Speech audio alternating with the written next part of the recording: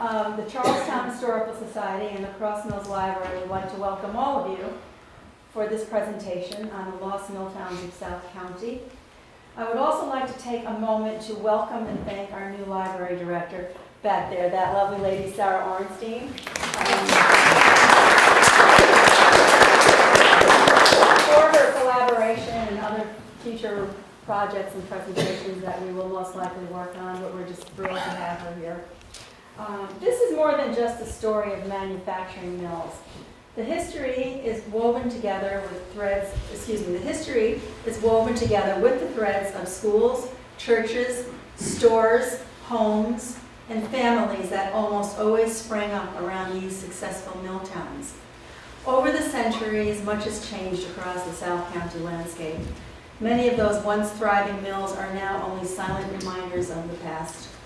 They are reduced to ruins or photographs. This evening, Mark Gardner will guide you back in time to the days when mill factories were the lifeblood of South County. Mills that have since been abandoned, preserved, repurposed, or simply have vanished. A bit on Mark, our guest of honor here. He received his master's degree in history from Rhode Island College and teaches U.S. history, government, and politics at Charahoe High School. He serves as the state coordinator of the Rhode Island Model Legislature and archivist of the Western Rhode Island Civic Historical Society. He also serves on the Board of Trustees for South County History Center. So let's welcome Mark.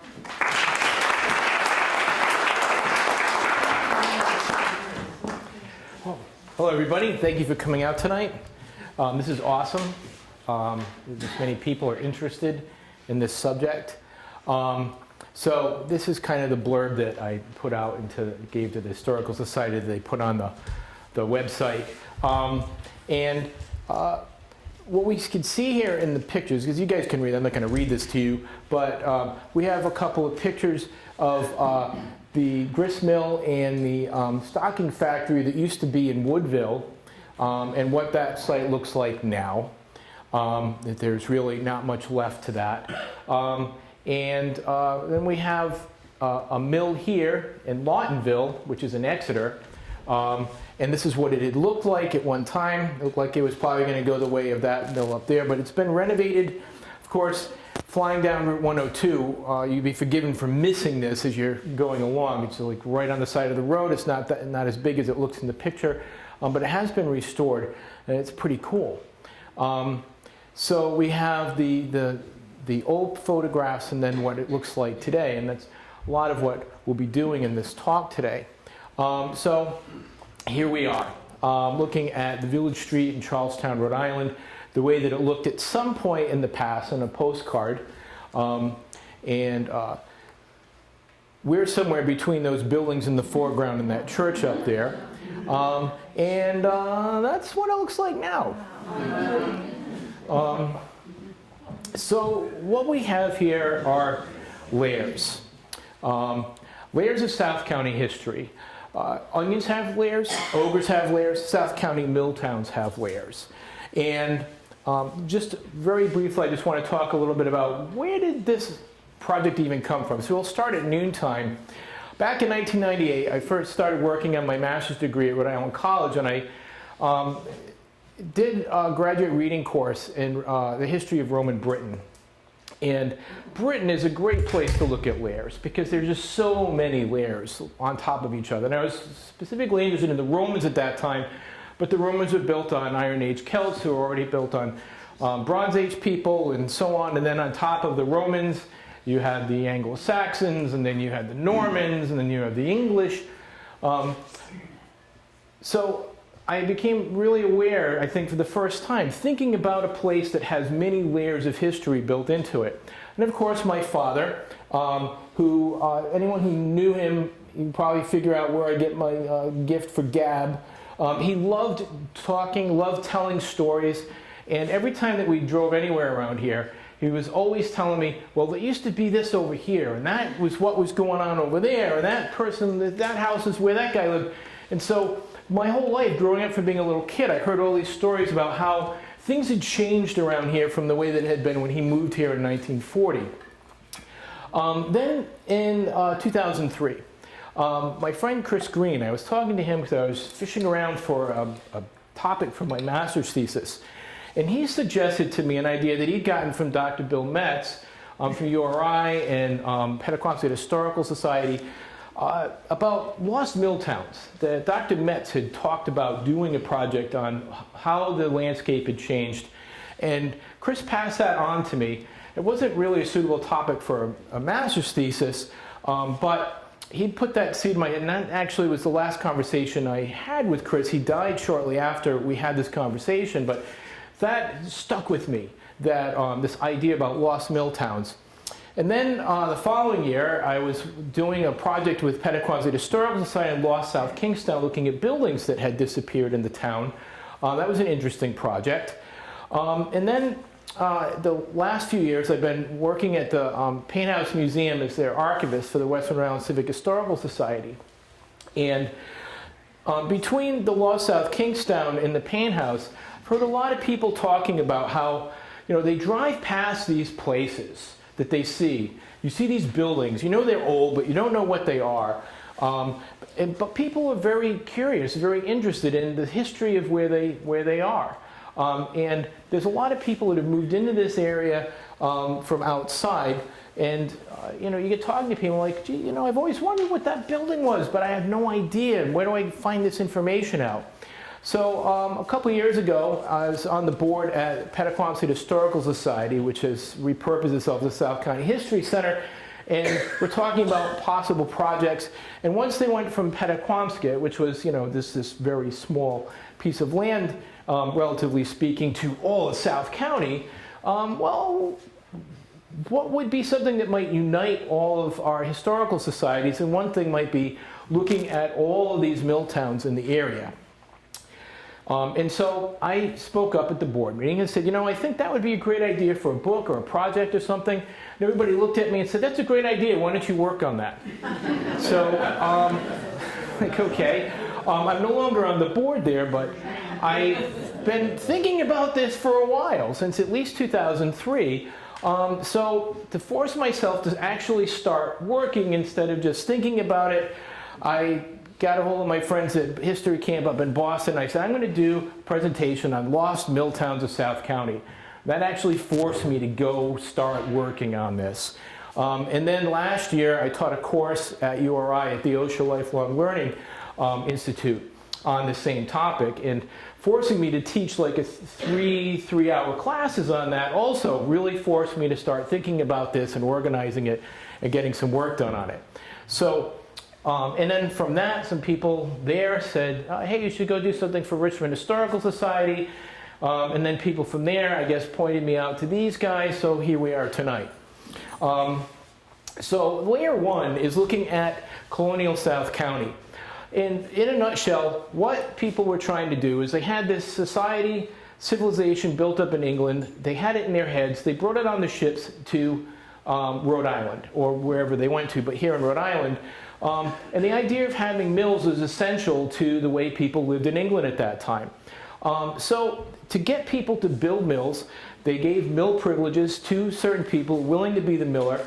And the mill towns at that time were not really mill towns. It was just a mill. And there was just farms all around. And it's not until we get closer to the Revolutionary War that we actually see communities start to form closer to the mill. Okay? And even then, they were a lot smaller than what we would normally think of today as like a mill town. It just a grist mill, a sawmill, maybe a store, a couple of houses, and that would be it. So the criteria, first you want to find a good site for powering a mill. And so there's some engineering expertise that goes into figuring out the head and the fall of a particular stream of water. If you have streams with steep falls, you could support a series of mills like what we see going on between Rockville, Centerville, and Moscow. A very small geographic area, there were a whole series of mills. And even though they didn't go to college usually at that time for this stuff, these guys had a tremendous amount of folk knowledge on hydraulics and mechanical engineering in order to both get the water to work right and to get the mill to run. Mill buildings were pretty utilitarian, nothing fancy. Post and beam, gable roofs, clapboard exteriors or shingles. And they had to be built to withstand the vibration of the water wheel. These are some pictures of extant mills that we have. Dams were used to store the water. They had to be on a solid foundation. And this, from reading town records over the last few years, this was a common occurrence. If you built the dam out of wood, it's very likely in a bad storm to just wash away. So eventually they would build these things out of stone. And also to get the fish to go upstream, to build fish ladders. And this is something that isn't just been recently, but they used to build them a long time ago. And water wheels. First they made out of wood and then iron. And you had horizontal wheels, and those eventually become turbines, but not very many mills around here were like that. So they had the vertical wheel mill. So we had the undershot wheel, which is, we have a picture of there. And that basically just takes the water flow and just spins the wheel around. It's about 30% efficient. The overshot wheel was a lot more efficient. It used the weight of the water to drive the wheel. And that was about 75% efficient. And then you can see we have the pitchback wheel, where it depends on where the water hits the wheel. It could either be rotating this way or that way. I haven't been able to figure out what the advantage was to either one. I think they're pretty much about the same, just which would look cooler, clockwise or counterclockwise.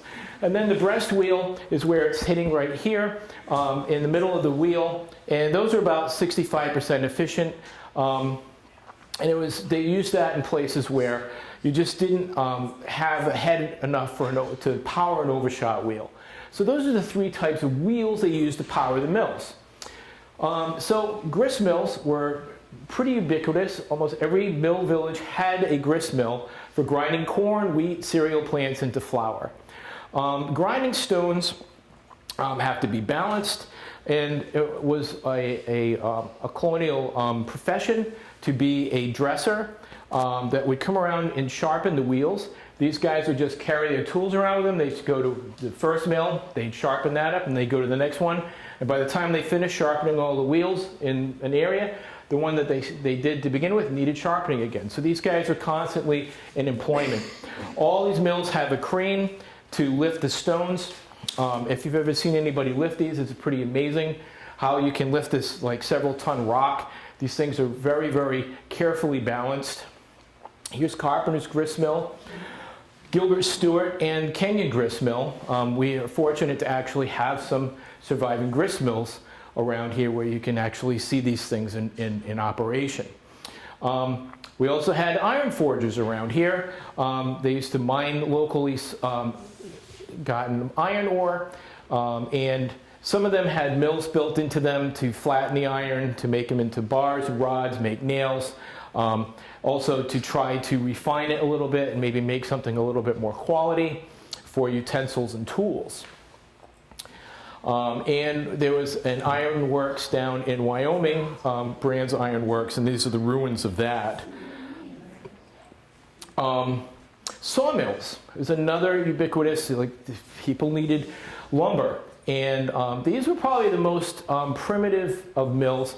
Essentially, it was just a roof covering the mill. And they were up and down sawmills. The sawyer was on top, the pitman was in the bottom. It kind of makes sense. Circular sawmills weren't invented until 1810. So pretty much all the colonial ones were set up like this, where you had one guy up at the top and one guy at the bottom and working the saw. But if you had a water wheel, then the water wheel would actually operate this. And you can see how that might work with a very simple gearing that they had set up. But you could also be a little bit creative and set up power takeoffs for lifting up the logs and all this other stuff. So the water would really be working, doing a lot of the heavy lifting, pun intended. Here is a photograph of a sawmill from around the 1860s. This photograph was taken. There's also ruins of the Narragansett, the so-called Indian sawmill. We'll be talking about that a little bit more in a few minutes. Shipwrights, also pretty common around here. And they're not really millwrights, but they often try to set themselves up near water-powered mills, especially because there's usually a blacksmith shop nearby as well, and they needed that for tools and fixing their tools and getting nails and other things for their shipwrighting. The only navigable rivers that were useful to shipwrights in South County, and this is where I really wish I had my laser pointer, but battery was dead, so I didn't bring it with me.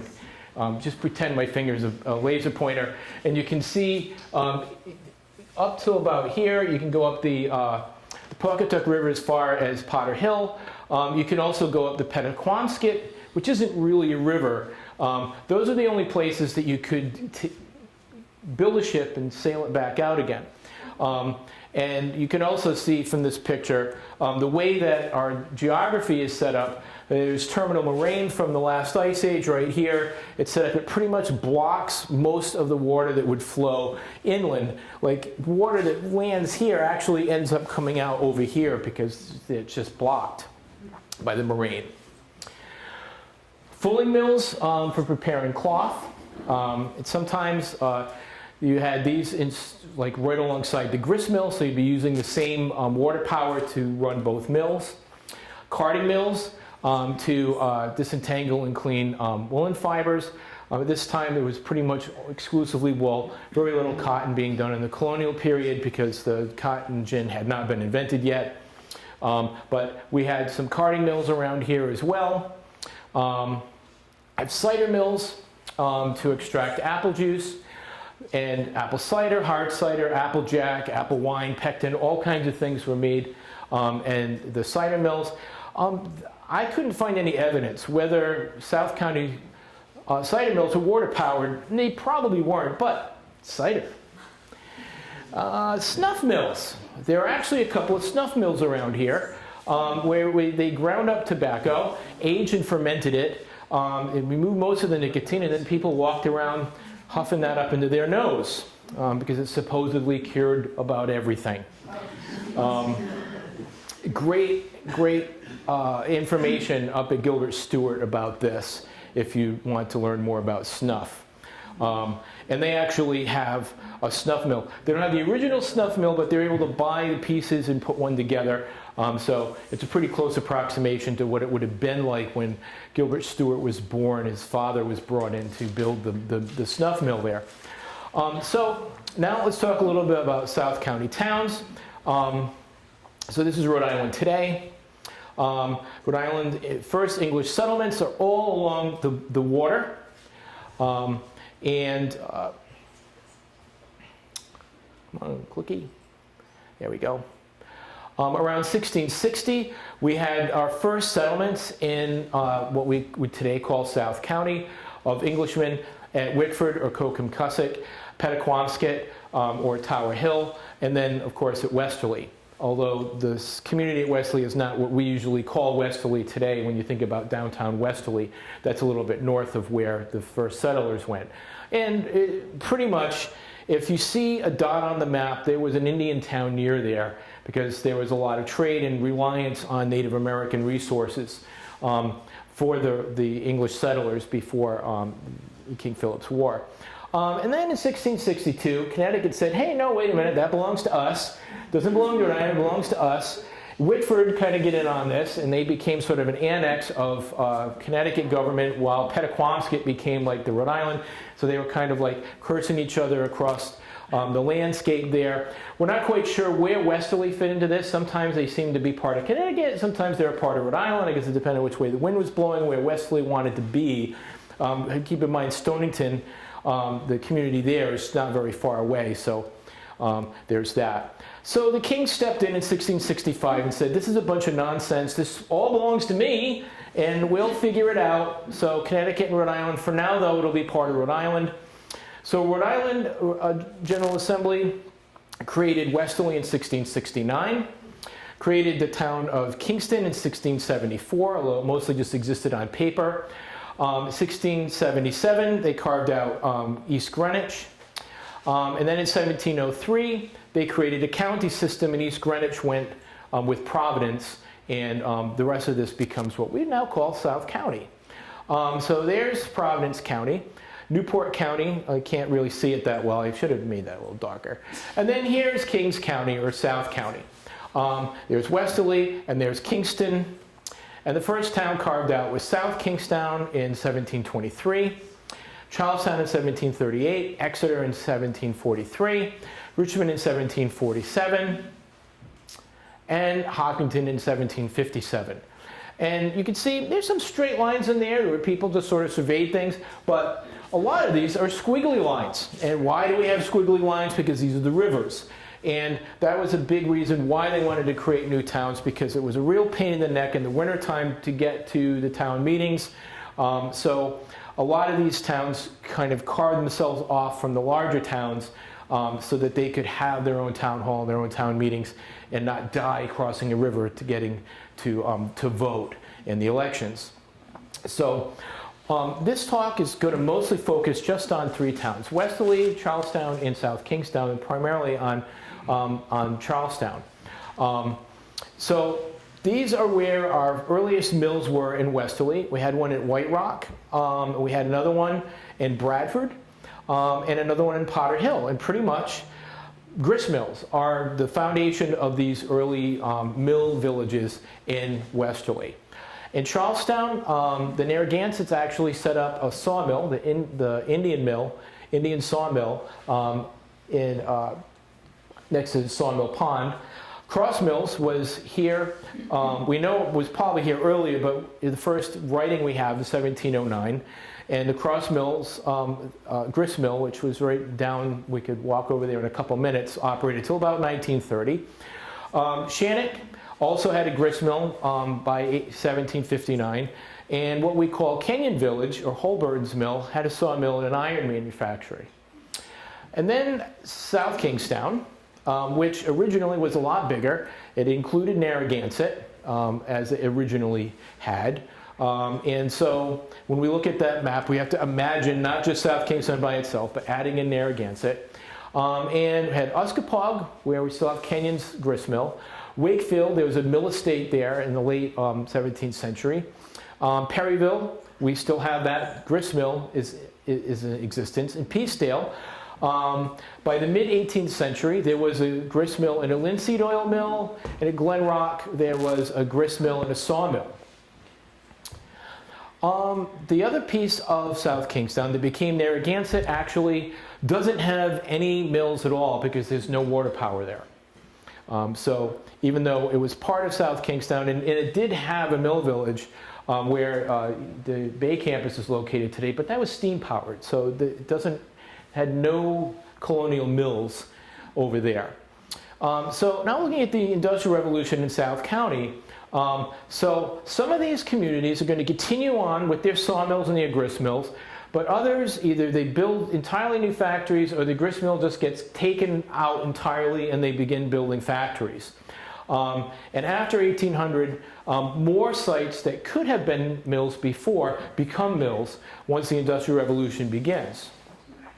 So again, water power in South County is going to be along these various waterways. So here we are in Charlestown, and we'll see that there's not really a lot of waterways here because of the moraine. However, the northern boundary with Richmond and this boundary over here with Hopkinton does provide water power, and that's where we're going to find most of our industrial mill towns. We also have to mention the railroads, okay? So that red line coming through, beginning in the early 1830s, they surveyed this line, and it was up and running by the late 1830s, going from Stonington to Providence. And the whole idea was to do something so you didn't have to take a boat through here, because that was kind of sketchy. When people realized that there was a railroad coming through here, a lot of mills magically sprang up along the route where this train was going to come. And then eventually, after the Civil War, several other trains were put in. We have the Wood River line going to Locustville, and we have the Narragansett line that went all the way down to through Wakefield, Peacedale, and Narragansett Pier. And then there was another one up in Wickford. Just going to mention these two websites really quick. I don't really think we have time to explore these, but they're pretty neat. There is the Rhode Island DEM has two sites. One is this one here, where you can look at dams and dam inspections. And I've been using this to try to find some of these like missing mills that you can't find anymore. Well, the dams are still there. Although I have actually found a couple of dams that aren't on this map. I should probably call the DEM if I could be bothered. And then the DEM also has a set of maps of Rhode Island going from 1939, aerial maps.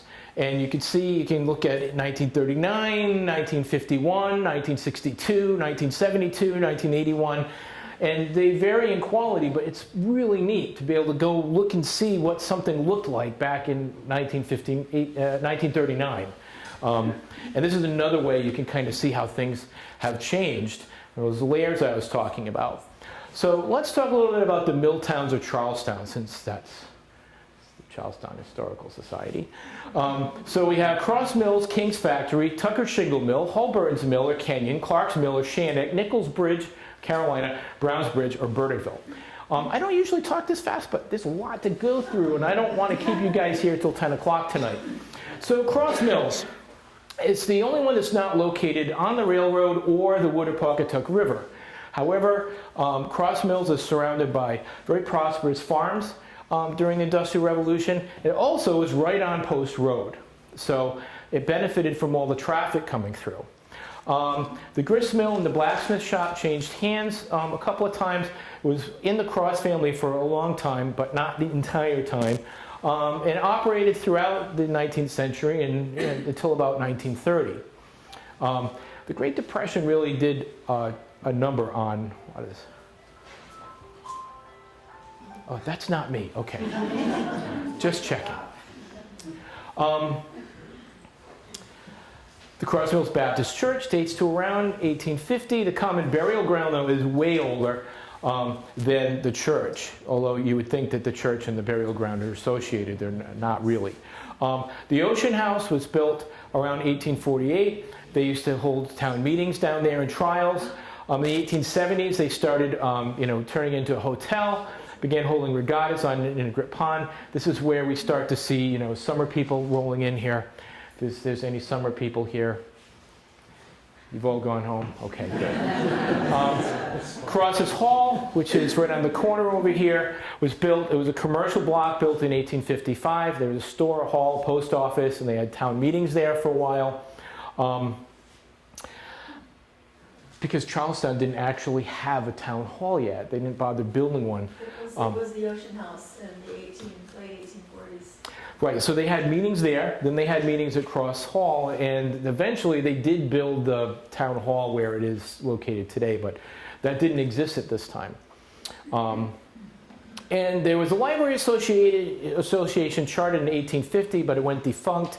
And I'm not 100% sure when this library was officially founded, but by 1913, it was here because I have a picture of the library from 1913, so that kind of proves the point. This is what the Cross Mills complex looked like. This is kind of like where Cross Mills used to be. This is from an early 1900s postcard with the blacksmith shop, the grist mill, and the Cross family home. That's about what it looks like today. It's been changed quite a bit. There's Cross Hall.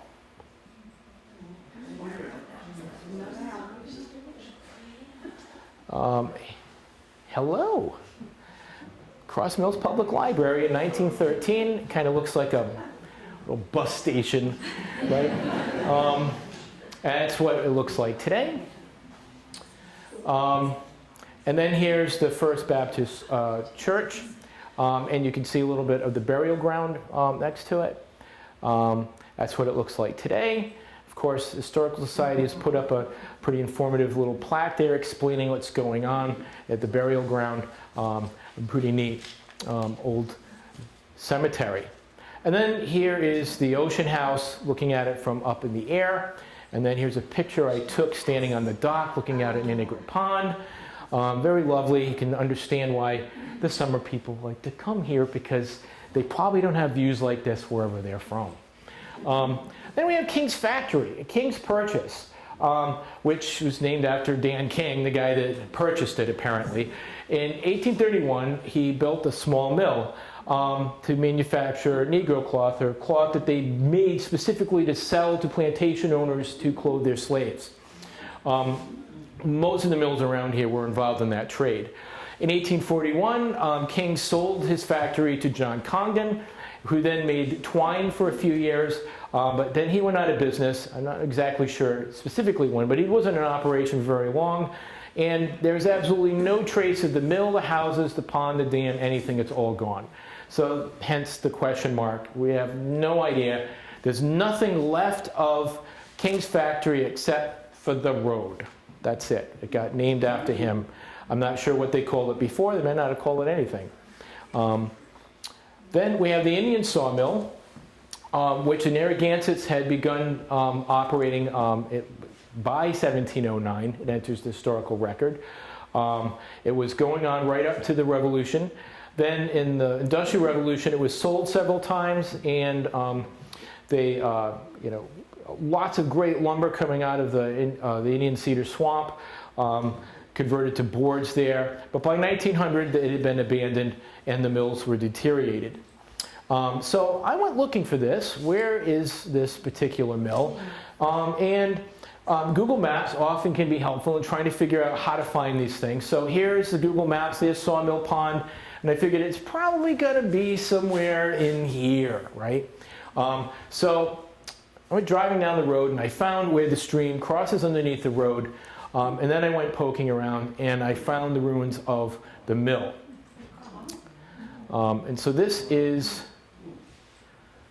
what's left of the sawmill that the Narragansetts had first established in the early 1700s, and it operated, they made lumber here for about 200 years.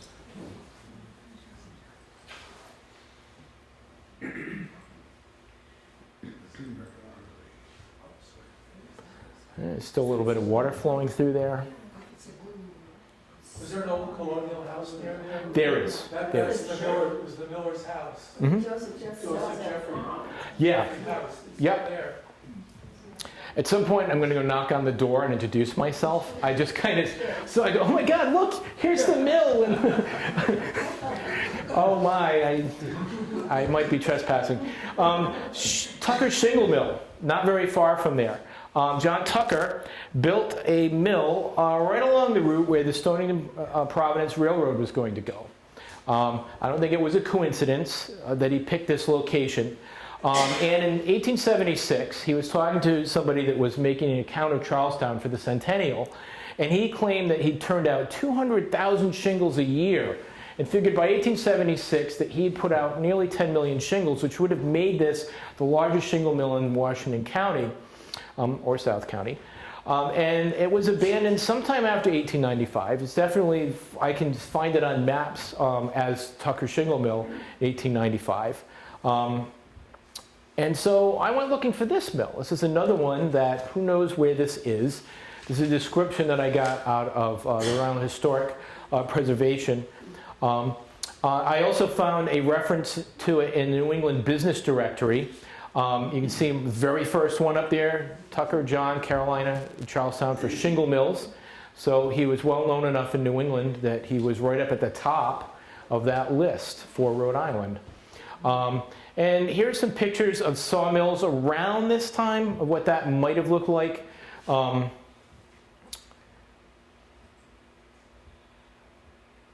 So a little bit more advanced, but not too much from the colonial ones. So 24, that's where the Historic District Commission had said that, not the Historic District, but the Rhode Island Preservation Commission. This came from their Charlestown book. And so there's a little dot, it says 24, and that matches up with this sawmill site.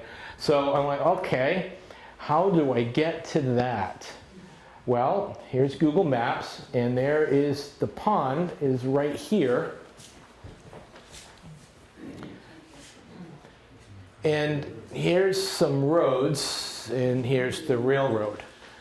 And so I'm going to have to somehow figure out a way to get over there, is what I figured. So, and looking at Google Maps. There's some roadways that might take me over there. So I got on Old Depot Road with my trusty Prius. My truck was in the shop. I don't know that my truck would have made it though, because I shortly came across this flooded road, which definitely was not going to be safe for the Prius.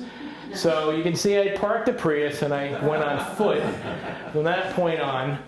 Went to go across the tracks, and then along comes the train. They're only going about 75 through here. So it very quickly passed by me and disappeared down the tracks.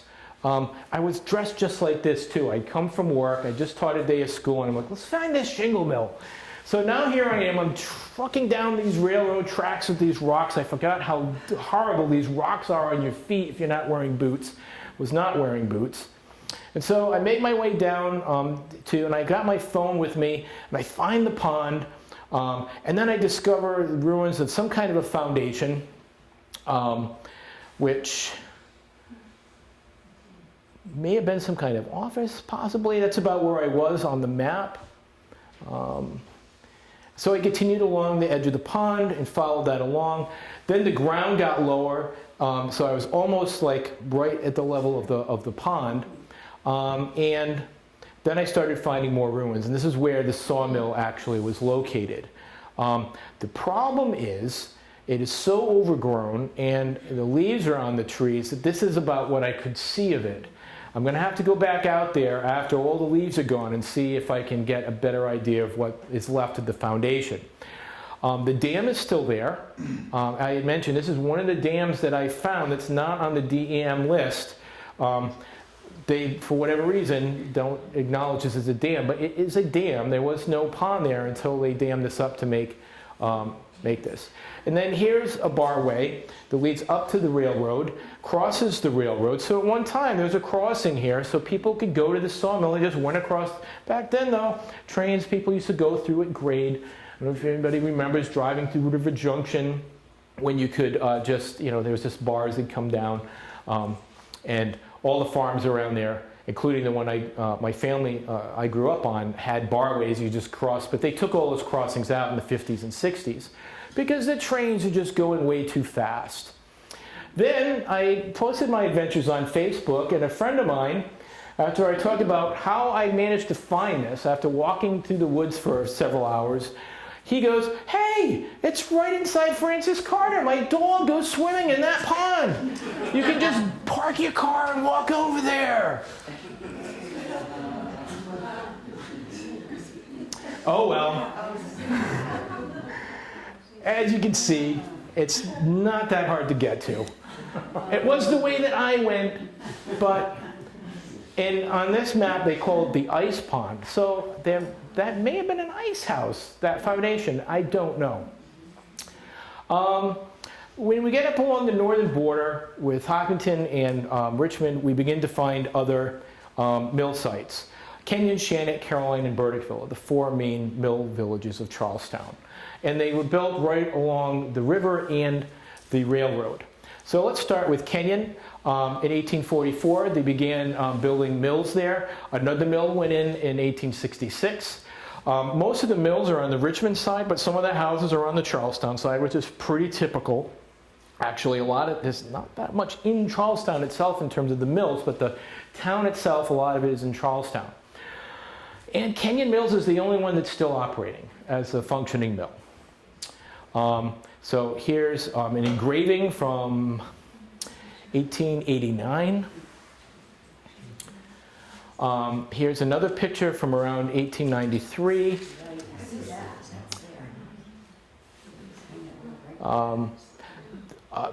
Providence Public Library has some awesome pictures of a lot of the mills around here.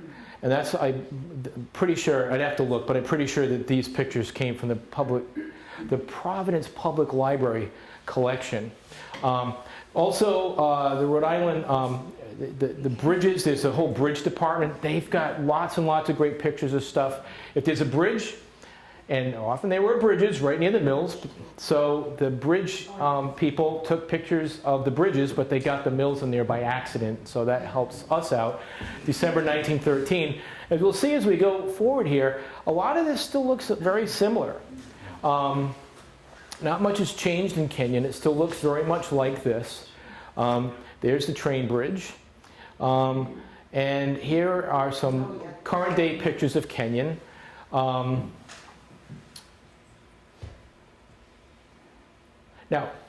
funny story. I'm over here, I'm like, it's Sunday, I'm taking pictures of all this, I'm kind of walking around, and all of a sudden this guy looking kind of like I'm sketchy comes walking out of the building, and he's going to talk to me. What are you doing here? Except when he gets a little bit closer, and you can see him, he's walking all the way off there on the right-hand side. He gets a little bit closer, then he goes, "Hey, Mr. Gardner, how you doing?" He's one of my students from a few years ago. So I wasn't as much trouble as I might have been. We ended up talking it up for a few minutes, and he's like, "Yeah, go ahead, go take pictures and whatnot." So I took some more pictures, and these look very similar to the photographs we were just looking at from like 100 years ago. The mill is very similar. I thought this was a pretty cool sign. Through these doors pass the finest textile finishing workers in the world. Little pep talk on your way into work every day. They don't have any pictures like anything like that of the door at Charlestown. Maybe they should. Here's what I think is the original mill building. You can still see little bits and pieces of it, but they added onto it so much you can't really see too much of the original mill buildings. But they're there if you walk around and take a look. There's the water tower, which is kind of the iconic when you go by there. And then we have Clark's Mill in Shannock. And we had two different mill sites. They were completely independent of each other, the Upper Falls and the Lower Falls. The first factory was a cotton and woolen goods mill on the Richmond side in 1834. That burned down, which most things back then did because they lit everything with candles and heated everything with wood. And then they built another mill there. 50 years later, the Carmichael brothers built all this. There's some great restoration that's been done in terms of like the site and putting up plaques to explain what you're looking at. The Knowles Carmichael Mill site. So I just took a quick picture of all these things, but you can go over there and you can read all about what the mills were like, how water power worked. And here's some ruins of those particular mills. And the smokestack, which is just kind of poking up in the middle of all this. And we have Clark's Mill, which is the other mill that was built in Shannock on the Upper Falls,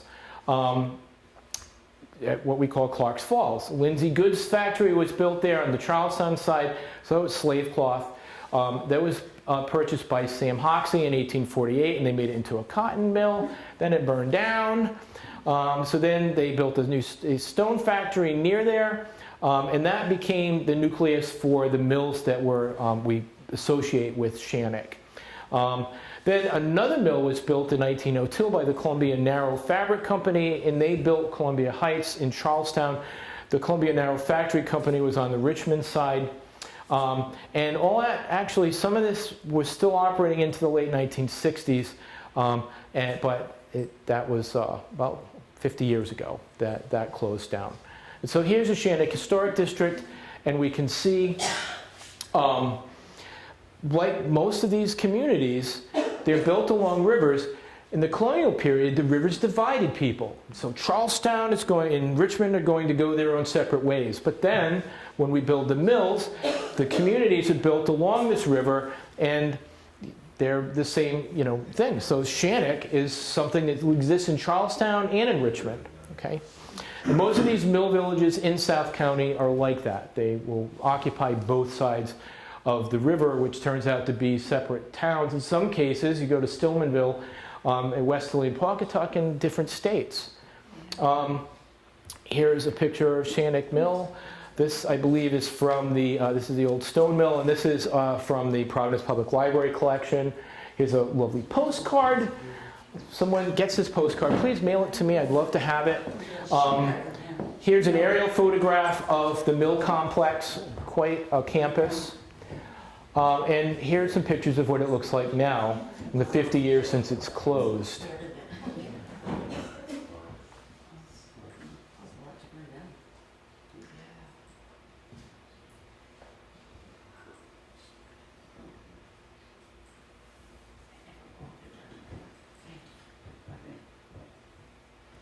and it's like there's houses like right there. There's people living like right next door to these ruins. Here's one of the houses from that time, built around 1878. And then some mill houses across the street. People just walked right out the door to their jobs. What would this be without a picture of Horseshoe Falls, right? And we have, again, we're looking at, looking into Richmond from Charlestown here. There's that picture we saw from the air. This is what's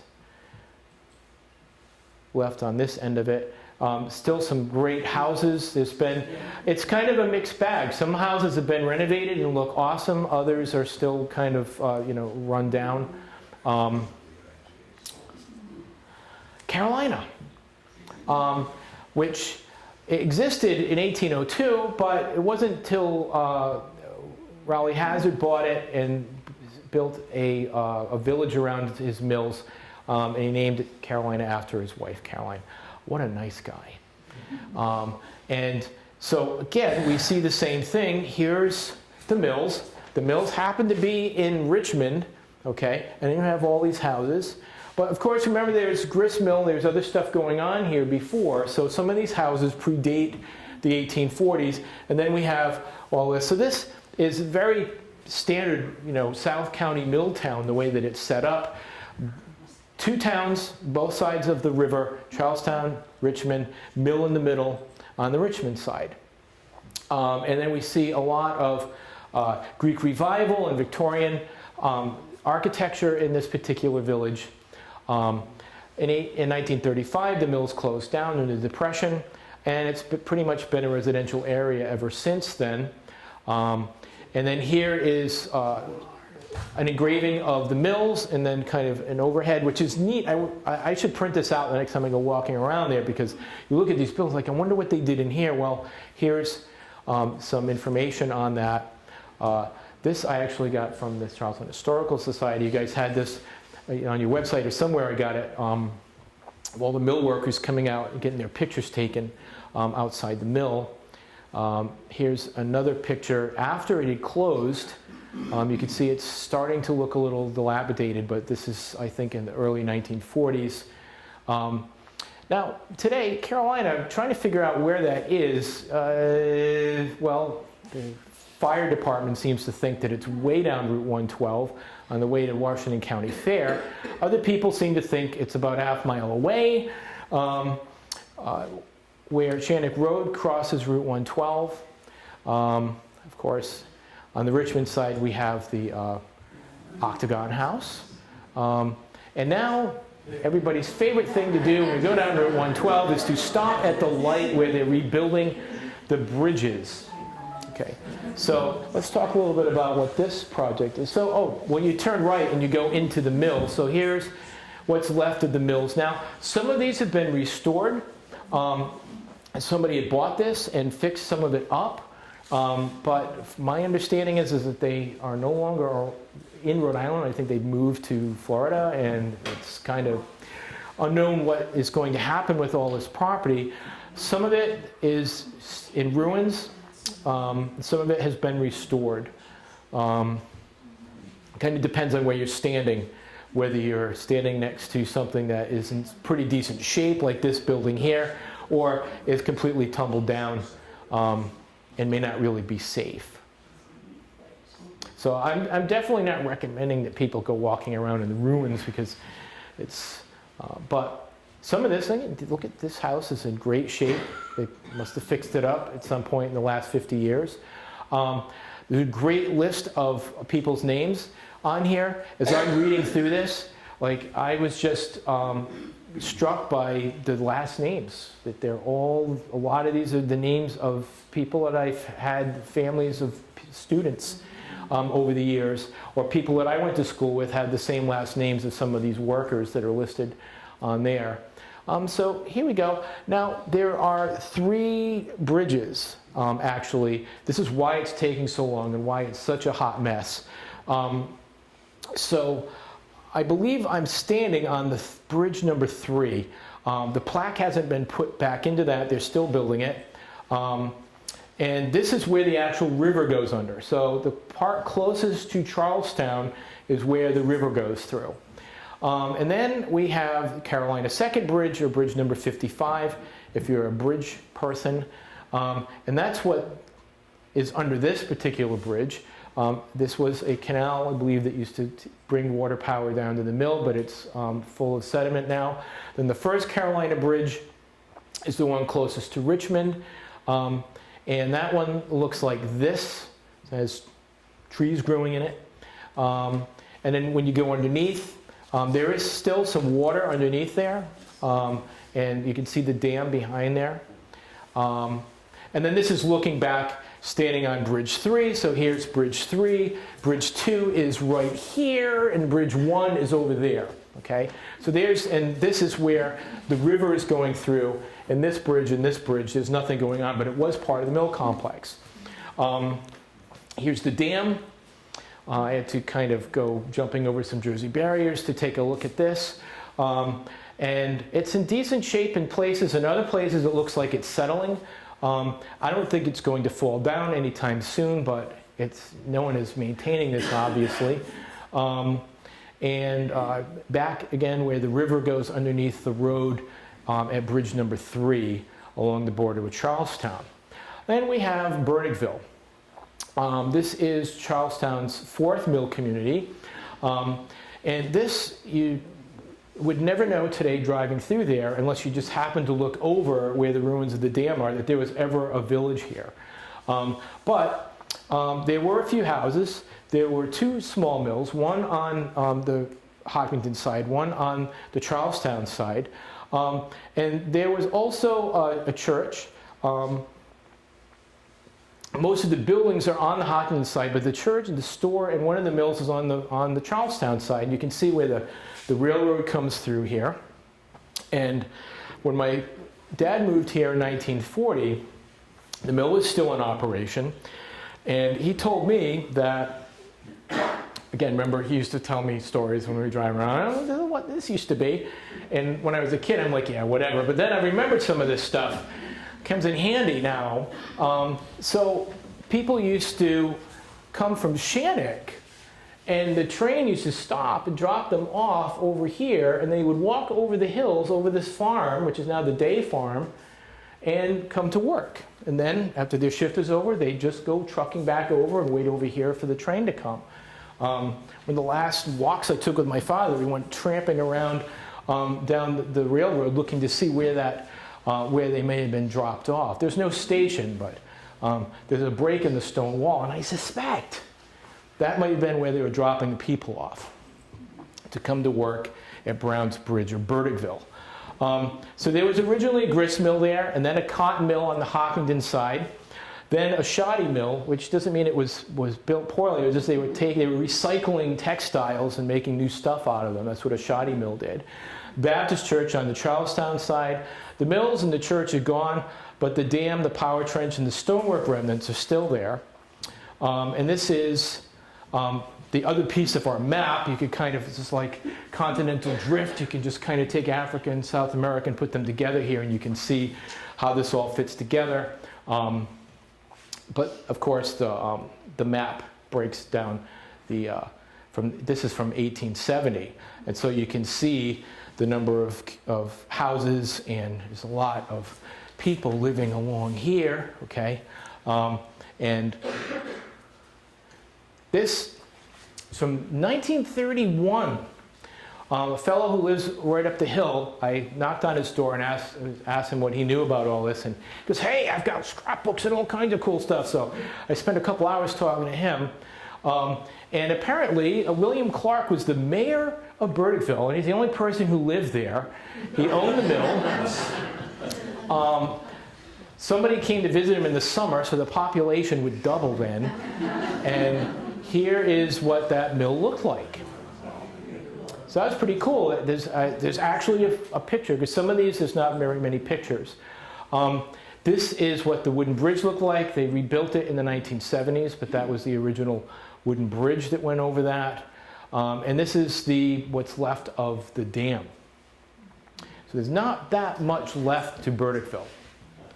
All right. I'm going to, look, we've been going for 55 minutes.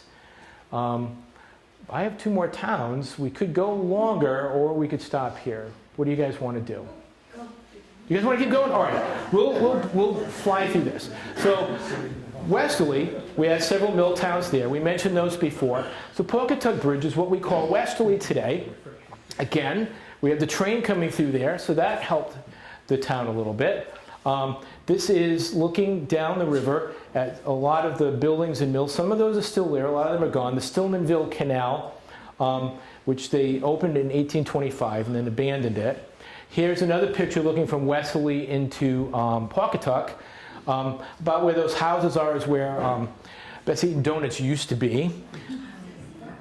Here's a postcard looking from the other way, from Connecticut into westerly at McCormick's and Washington Trust Bank. Here's another one, slightly different view. All the cool old cars. And that's what it looked like last year or the year before when I went down there. I took a picture of it. And this bridge was built where the Indians used to cross over. 1712, they built the first bridge here. The stone mill, this is in downtown Westerly, right alongside the river. That's what it looks like today. Looking up the road towards the old United Theater. And then we have Moore's, which is right down the road from there.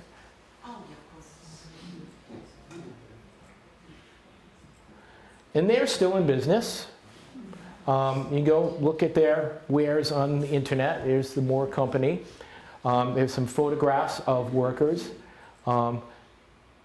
inside the factory. Stillmanville. And this is another one of those communities. It's on both sides of the river. This is looking at it from the Connecticut side.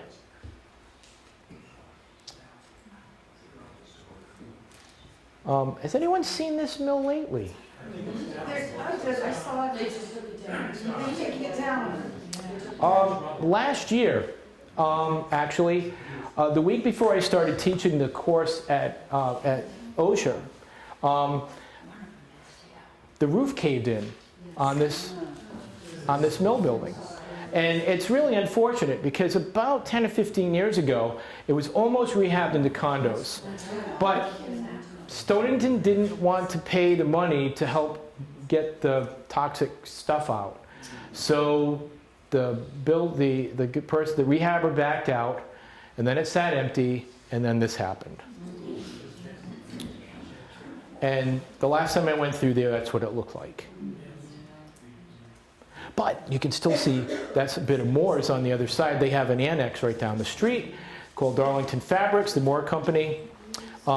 And so there's still manufacturing going on the westerly side. This is Moore's down there on Canal Street. Across the street, there are other mills that have been converted into a brewery. The Gray Sail Tap Room. And this is quite the campus. They've got the brewery and then this house that is where the tap room is. They bought this house and this is where you go sample their alcoholic wares. Another mill is still in operation a little further up the street. And then we go up to White Rock. So you can see, as we go, this is where Westerly originally was. And then here's downtown Westerly. And then Stillmanville, Varietyville, which is really kind of all clumped together, and then White Rock, and then all the way up here is Potter Hill. That's about as far as you get by boat. And then you keep going, and then here's Bradford. So again, all this industrial stuff is going on along that border between Hopkinton and Connecticut. White Rock Mills. Again, the photographer came, everyone came out to get their picture taken. For some of these people, this might have been the only time they ever got their picture taken. Again, a photograph from the Providence Public Library collection. And then this is what it looks like today. And you might think that this place is closed. It doesn't look like it's open, but it actually is. Griswald Textile Plant is still in operation. Go online and you can see that since 1937 they've been doing print work there. I wanted to go in and talk to people, and when I did, they were like, yeah, we're a business, so go bug off, historian, we don't want to talk to you. So this is all that I could really find out about it is on their website. There's some pretty cool pictures, though, of the work that's going on inside the mill, where they're making hand screen-printed fabrics. And they've been doing that for a while. So here's another mill that is still going. Then we have Potter's Bridge, or Potter Hill. And there's a lot of great information on the internet about this, which kind of made my job easier here. I just like, copied this, pasted it in, and now I can talk authoritatively about the timeline of this mill. And as you can see, as time went on, they went back and forth between wool and cotton and making different types of things. And it was called the Wesley Woolen Mills from 1955 to 1992. Here's a picture of it. What was that? Swift River Woolens. And then here's another picture from the Providence Public Library collection from probably in the 1930s, early 1940s. And then here's some photographs of it now.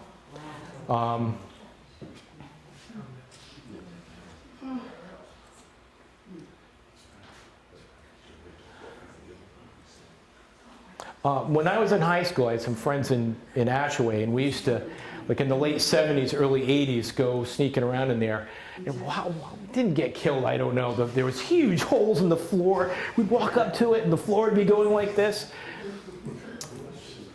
But I'm alive. I survived. Then we had Bradford, okay, which at one time was called Dorville. It was called Shattuck's Weir before that.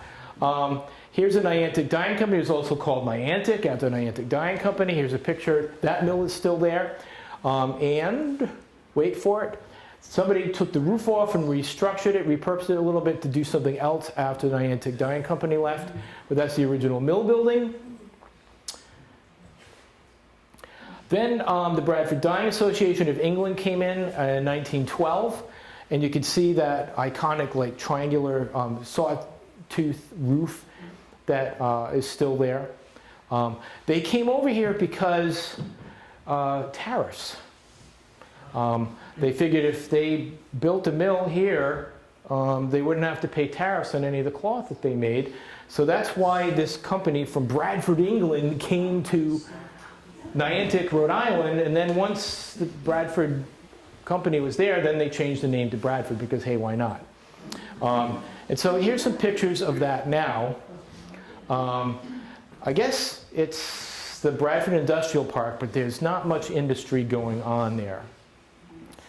After walking around a lot of mill sites, I would say this campus is second only to Palisades in Peacedale. It might be bigger.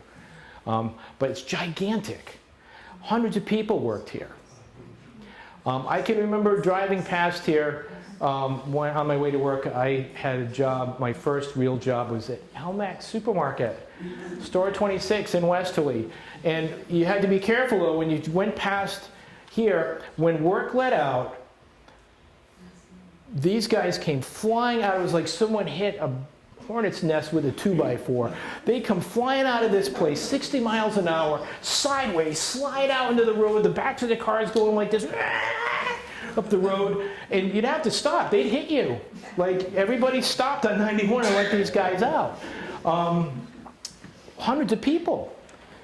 But it's empty now. There's nothing going on. I mentioned something. I just found out from somebody. That's where Bowling Lane? Bowling Lane is right near there, yeah. Okay, some of the people, well, the church that's over there told, the pastor said that recently, as of last week, there's been a purchase set up for it, turning it into condominiums. Okay. And possibly parts of it low-income housing. So, Interesting. Well, we'll have to see if that actually happens. yeah. So here's a grade level crossing. That's what that looks like today. I think part of the problem with Bradford is that it's a dead-end street when you go down to the end. that there's no way to get out. And this, I think, used to be a bank at one time. And it was a bar, I think. Here's some of the mill houses. South Kingstown. Here's a mill. It used to be down by Kingston. South Ferry, present-day Narragansett. This was a steam-powered mill. It's really, and this is where the campus of URI's Oceanographic Institute is located today, where that mill and mill village used to be. Uskapog. Here's some old pictures of the mill at Uskapog along Queens River. Kenyon's grist mill, which may not be with us for that much longer. It looks like they're also financially not doing so hot. But when I went here, I think this was a year and a half ago, really great people. They were like, "Here, come on in, check it out." They brought me in, showed me all the millstones and all the work that they were doing in there. Glen Rock is another place in South Kingstown. I showed you guys this photograph of the sawmills before, but this actually, it's hard to see here, but there's these, you see the waterways going all the way up here, and there are actually a whole bunch of mill buildings going up because there's such a, and to get some scale, there's a person standing right there. And another person standing right there. And here's where the water comes down now. You may recognize this building as Peter Potts Pottery. Went in here. Jeff Green was awesome, gave me all kinds of information about it. Here's a box of their Glen Rock Mills Johnny Cake meal from back in the day. His parents had bought this place and back in the 50s, renovated it and turned it into a pottery shop, which is still cranking out all kinds of cool pottery. Here's some pieces of the old mill. Here's the wheel, this iron wheel. That's the grist mill stones, the top one there and the bottom one, just pointing at there. And he said that they did, after they bought it, one time they started up the mill. But when the wheel started turning, the entire building started going like this. They shut it off, like they only ran it for a couple of minutes, but it did actually work when they bought it. And this is another one. I need to go back after the leaves are off. This is where some of the water was brought in to operate the mill. Wakefield. And here is the village of Wakefield. And the Saugatucket River produced all the power for this. Here's the Wakefield Mill. Again, this was built around 1845. You can see the pictures of the cars. This was taken, a lot of these pictures in the Providence Public Library collection, they were taken part of the work's progress. They put people to work going around taking pictures of stuff and doing art and all kinds of cool stuff. So that's where a lot of these pictures that we have came from. And that's what this looks like today. Still a pretty big mill complex. And you go in, Wakefield Mill has all these things going on there. Suez is actually the water company for South Kingstown and Narragansett, I believe, is in there. Herod Gallery, screen printing. I met the guy that does the screen printing, talked to him. Ortho, Rhode Island has taken over most of it. And a church. It's Herod Gallery.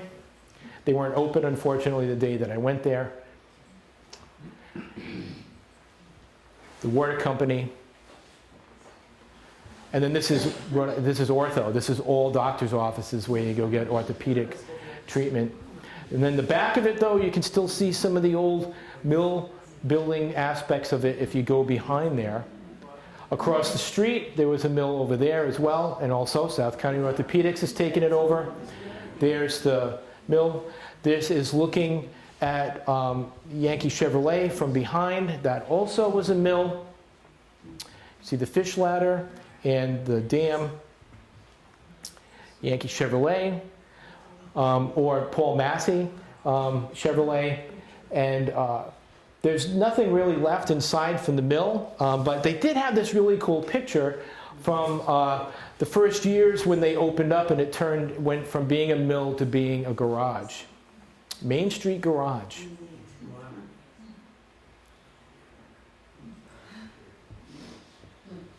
and then Peacedale, right down the river, or right up the river actually. And you can see all of these communities today, you wouldn't know, but Wakefield was its own distinct village. Peacedale was its own distinct village. Rocky Brook was its own distinct village. But you can drive through there in a car now in a couple of minutes, and it all seems to be all part of the same thing. Oh, there's Peacedale, and nice engraving.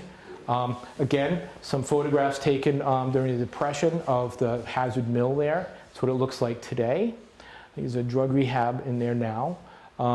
And this is just amazing because when I was helping out Pettaquamsett Historical or South County History Center back in 2004, I walked around all of this and there wasn't much going on here in 2004. A little bit, but not very much. But walking around here now, all kinds of stuff happening in here. So whalers, you go inside, used to be a mill. And now it's a brewery, and it's very festive. Lots of drinking and singing and playing of games going on inside the old mill. A lot of kegs. That's looking down towards Whalers. And there's a canal coming through there. It's brought water power in. What's going on here? And again, you can tell that a mill is doing pretty well now when you see one of these things out front with all the businesses going on, okay? But big parts of it is still empty. It's doing way better than it was 15 years ago. And so walking around, you can see some of this does look a little like there's not much going on there. Huge, huge. Like I said, this is bigger, probably the only South County mill seat that is bigger than Bradford. Rocky Brook. There's the Rocky Brook Mill. It was built around 1850. There's the Rocky Brook Mill today. And again, Peacedale Mill Complex. And you can see all the businesses going on in there. And very much like Westerly, where you have the brewery going on, just like in Peacedale, Sons of Liberty in Peacedale Mill Complex. And I went over there one day, and they had seats outside. There's a guy over there playing the guitar, people sitting around, eating, drinking. There's a barbecue going on.